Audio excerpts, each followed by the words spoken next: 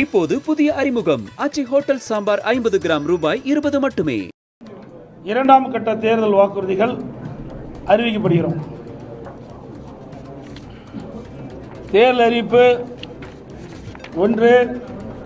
முதியோர் உள்ளிட்டோருக்கான ஓய்வூதியங்கள் 2000 உயர்வு.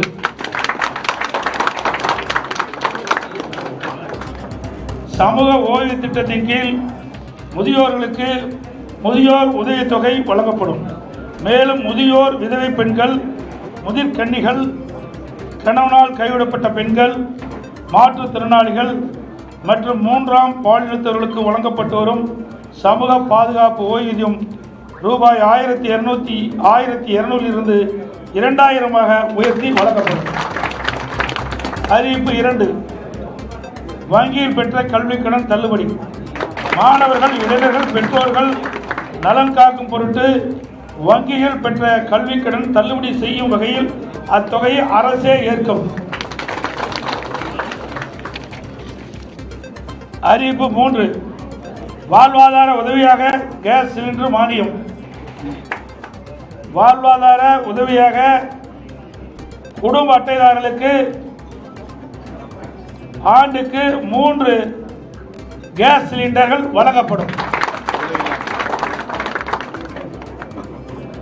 தமிழர்கள் வீர விளையாட்டுக்கான ஜல்லிக்கட்டில் வீரர்கள் காளையை பிடிக்கும் போது அசம்பாவம் ஏற்பட்டு உயிரிழக்க நேரிட்டால் அவரது குடும்பத்தாருக்கு ரூ. 10 லட்சம் வழங்கப்படும்.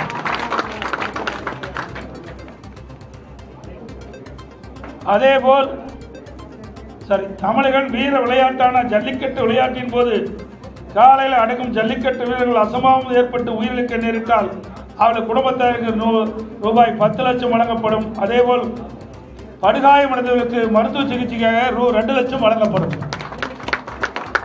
அரசாணை வழங்கப்பட்ட இடங்களில் நடைபெறும் ஜல்லிக்கட்டு போட்டிகளை எழுச்சியோடு நடத்துவதற்கு அரசின் சார்பில் மானியமாக 5 லட்சம் வழங்கப்படும். ஜல்லிக்கட்டு